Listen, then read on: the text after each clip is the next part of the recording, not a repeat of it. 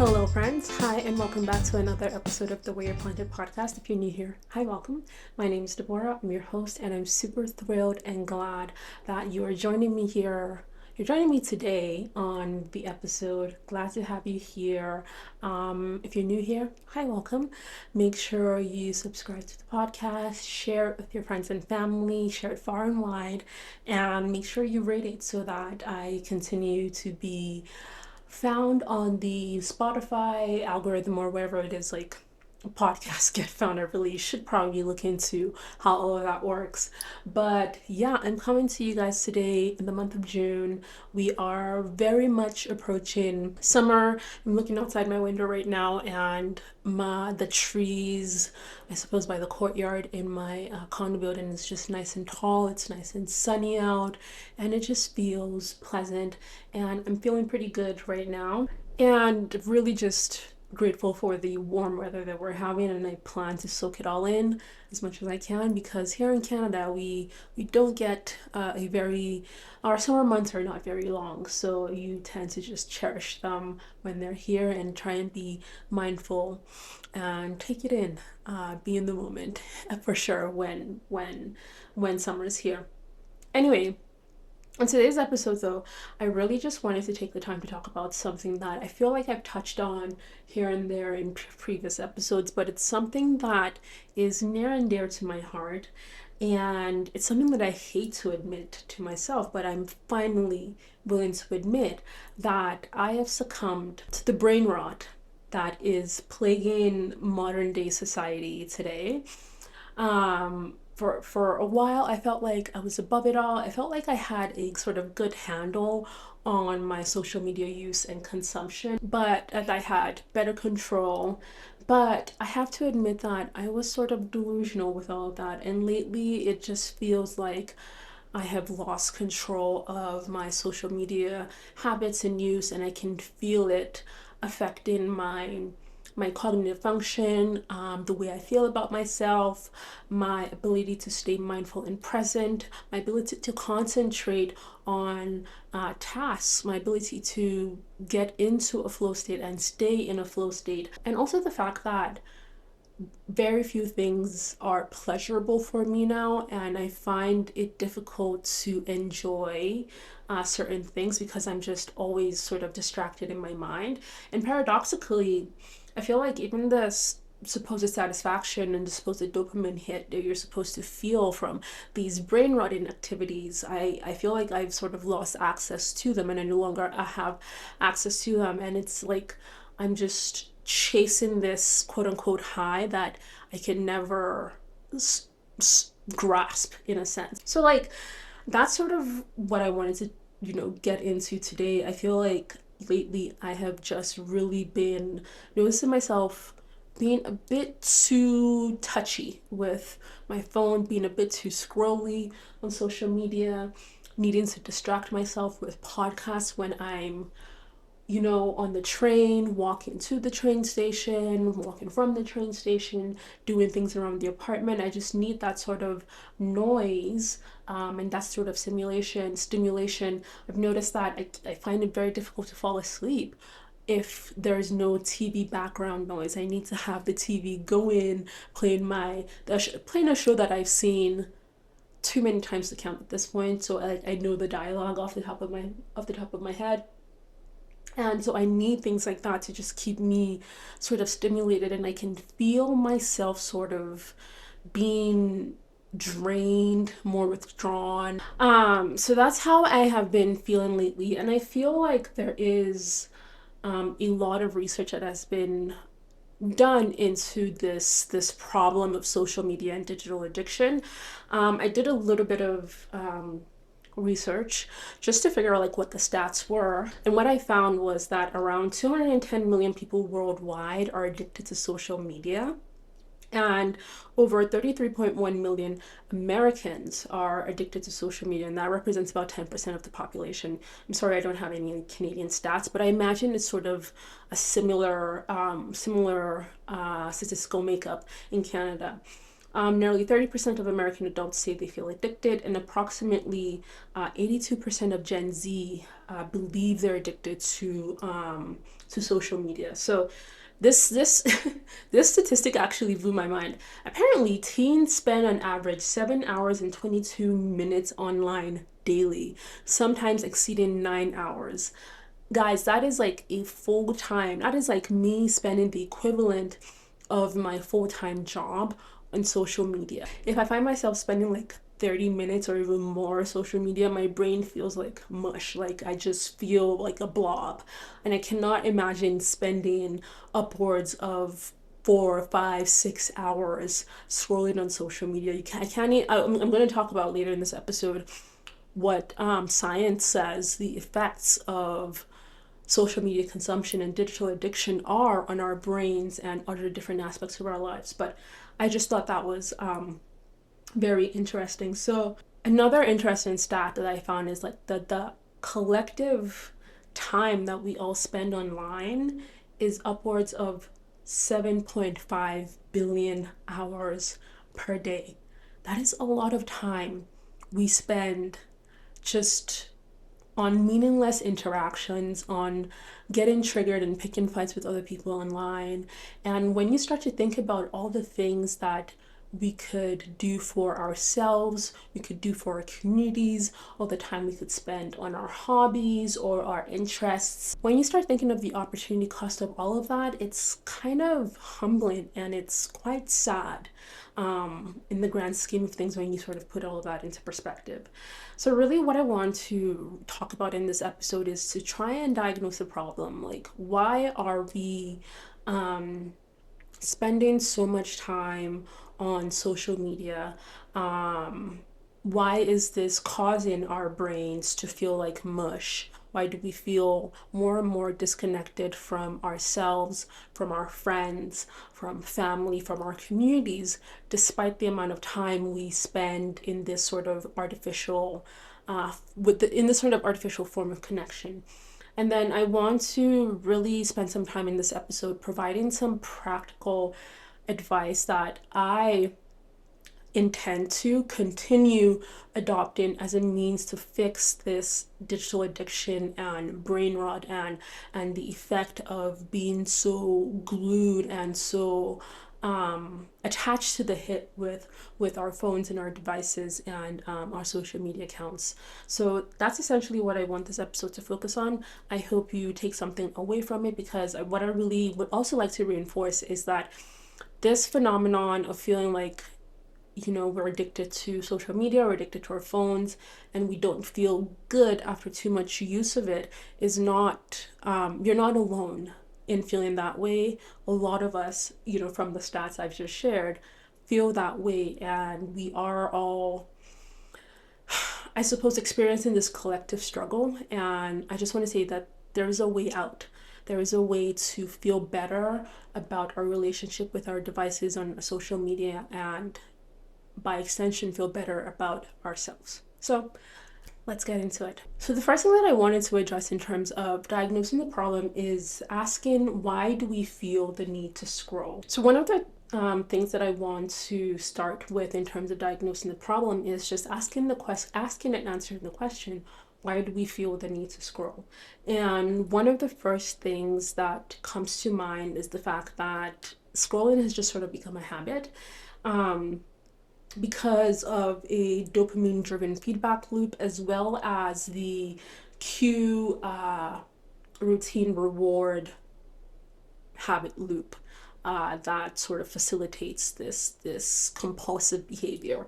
So our brains are literally being triggered by a chemical reward system that mimics substance addiction. The unpredictable nature of our social media interactions are sort of the key, it's sort of like the key here. We keep scrolling because we never know when we'll get that next dopamine hit. We never know when we'll stumble on that very funny, hilarious reel. We never know when we're going to stumble on a tweet or a thread that is provocative, that, you know, makes us think differently about something. You never know when you're going to get that next like or a comment that just makes your day, whatever the case may be.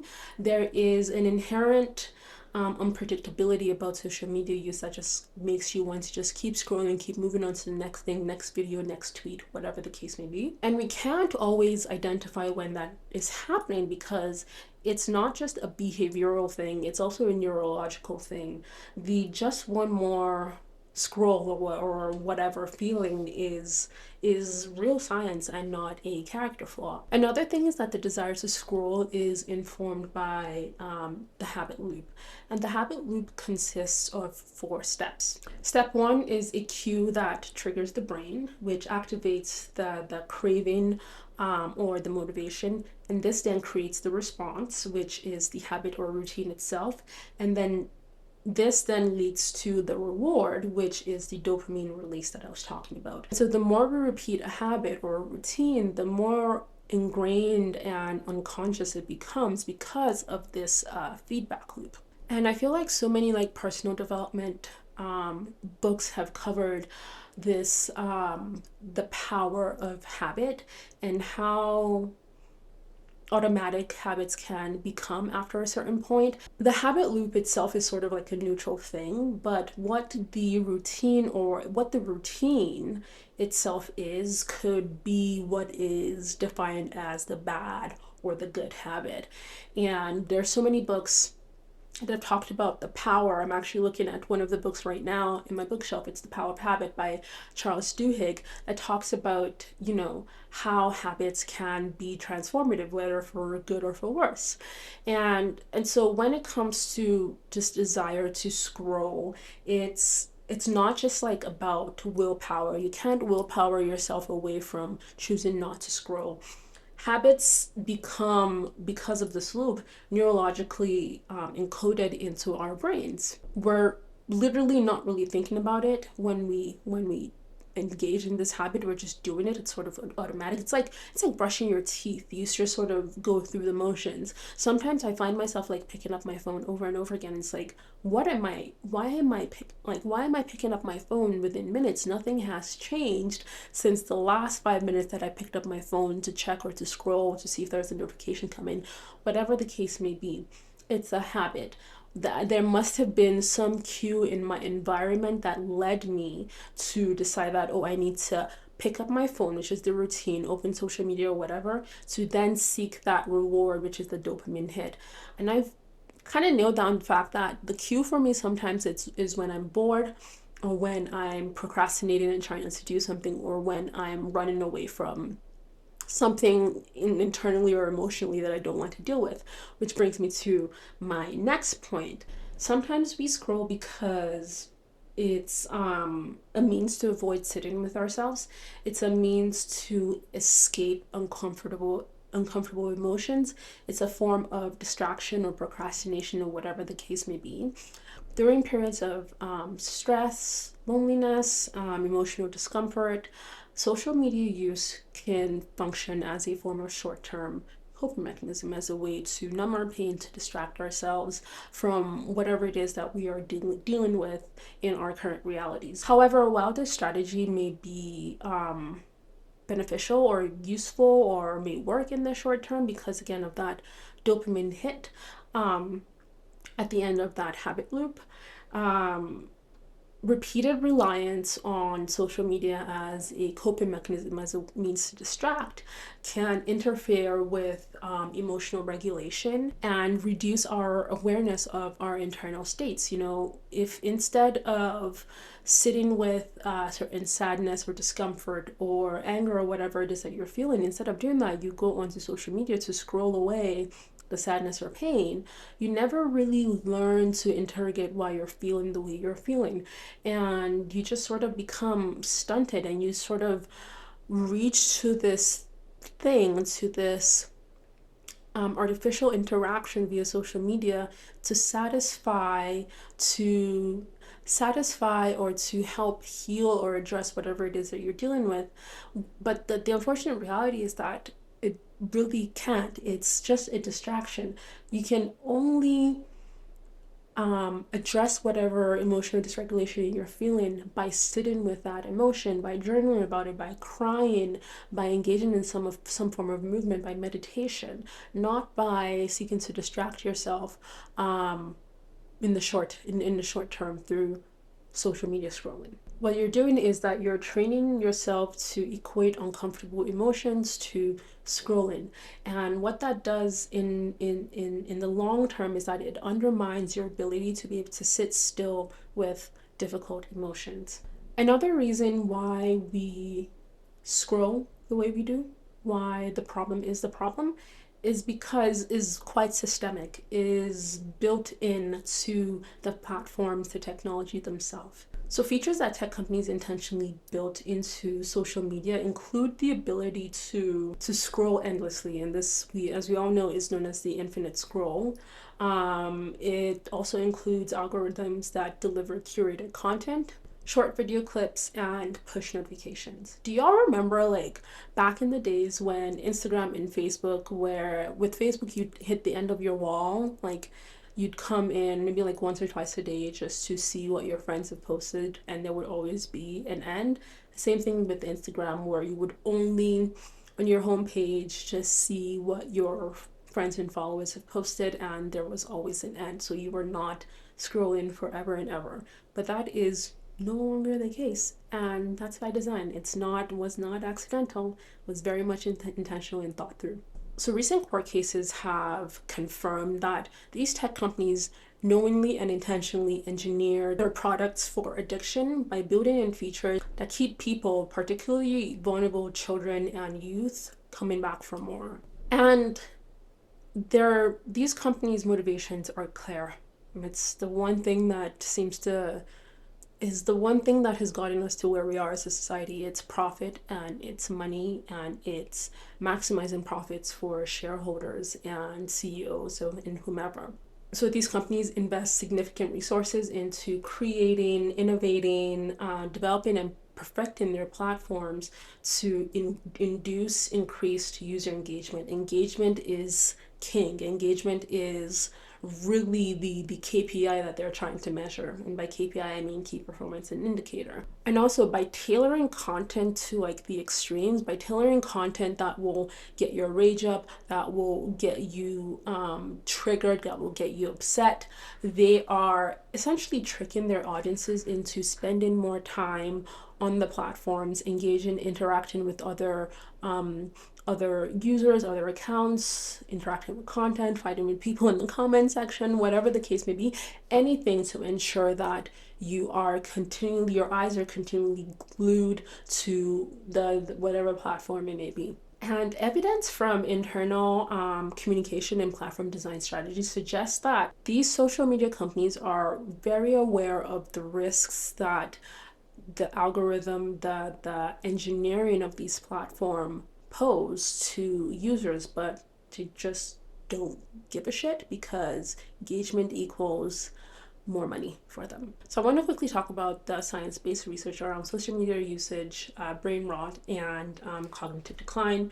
Just very quickly, there is so much research out there around these three things. They particularly focus on children and youth because I feel like they are the target population that are more prone to be captured by this technology, to be able to they're less able to extricate themselves or even realize what is going on, and how these apps and platforms are affecting how they feel, are affecting their brain development, and they're less able to extricate themselves from the problem and create boundaries and create solid boundaries around their social media use. There's been a lot of research around cognitive decline in children with significant social media use, and those kids that show high and increase in social media use score significantly lower in tests assessing memory, word recognition, and visual processing. There was also a correlation between the time they spent online with a diminishment in their ability to read, to use language effectively, and to remember and recall information. And when you think about this, it scares me because these children are they are the next generation. They are the ones that are coming after us. And if they are struggling because of the way social media, because of their social media use, if they're struggling to read, to remember, to speak effectively, to think critically, that spells doom for us as humans, as a society.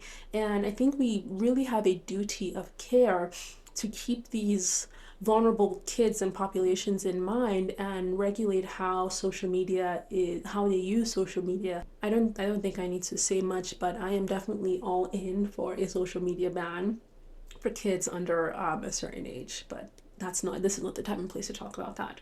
Heavy social media use also shapes the part of the brain that is associated with maintaining attention through neuroplasticity. In plain language, neuroplasticity is essentially our brain's ability to sort of change and adapt and restructure itself over time. It's how we are able to learn new things, learn new skills, and change and grow essentially as human beings.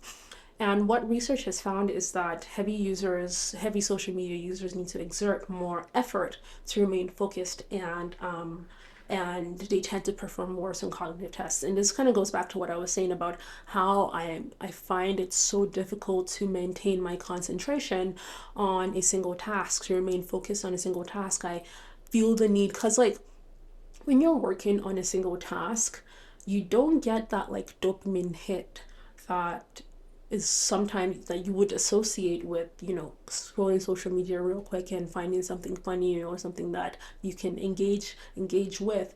A focused and difficult task requires sustained attention, and you don't get that reward until the end. The reward is not immediate, it's not right away.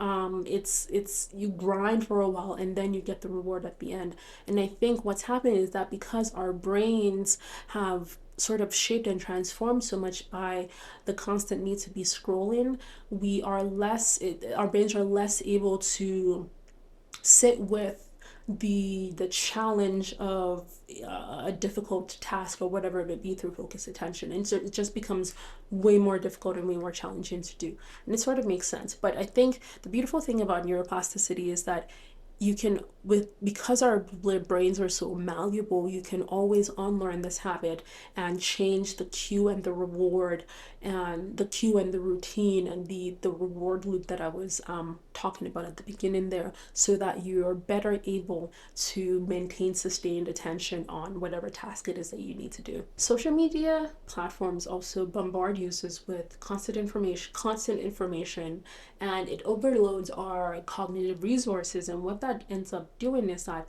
it hinders our brain's ability to encode memories effectively. Because I'm not a neuroscientist, so I'm not going to try to use neuroscience speak from this, but what I'm understanding here is that because of the way social media is used and designed, because of the constant scrolling and the constant barrage of information, we're just always taking stuff in, and we never really have a moment to sit with and digest whatever it is that we're taking in, so that it gets locked into our long-term memories. It's just one thing after the other, and it's always 30 seconds, 60 seconds, whatever the case may be. So we take in a lot of information, unfortunately, but nothing really ever gets committed to memory, simply due to the design of these platforms and the way that content is distributed to users. So now that we've like diagnosed the problem, we've talked about some of the neurological and biological impacts of endless scrolling and brain rot on our brains, on us as individuals. I wanted to just quickly talk about practical ways we can try and fix digital addiction, or brain rot, essentially. So one of the things that I would love to recommend is using an app blocking device such as Brick. So I don't have it with me, but since December last year, I have been using this tiny little, brick, like a little square thing that blocks apps that I do not want to interact with at certain times of the day. And if you're an iPhone user, and I don't know if this is the case for Androids, but iPhones typically have this like downtime thing that you can switch on and off, embedded with your phone. But the downside of that downtime thing is that you can easily bypass that restriction and just ask for 15 more minutes, 1 more hour, or just ask us to completely ignore that downtime for that certain app for that day.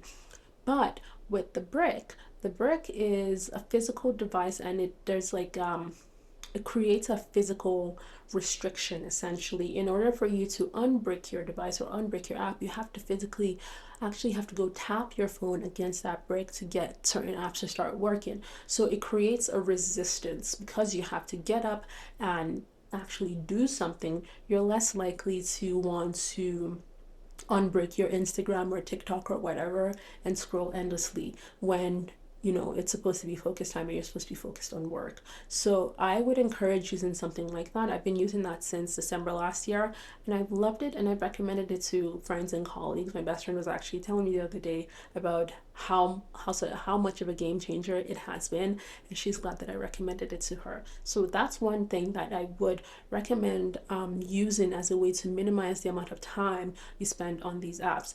And again, yes, you have the resistance of having to go tap your phone on the brick or whatever, and you can always just easily keep the brick beside you and continuously untap it. But the cool thing about this brick app it also gives you like a timer that shows you how long your phone or certain apps have been bricked for, so you can sort of create a competition for yourself or a streak for yourself where it's like, today I want to meet a certain target of having my phone and my apps bricked for this many hours, right? And it could be a means to encourage yourself, to challenge yourself to stay off your phone and stay off these apps. Another thing that you can try and do is create a strict time for putting away and switching off your devices. Um, Generally, I don't have much of a problem with being on my phone during the workday. I'm pretty good at like putting it away and just focusing on my work.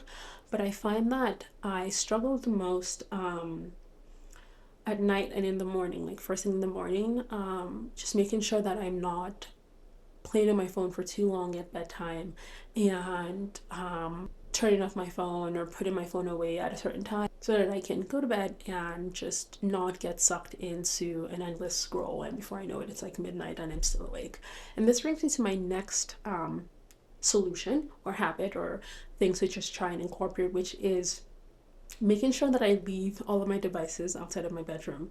I'm trying to make it a rule for myself that my bedroom is for winding down and sleeping and reading.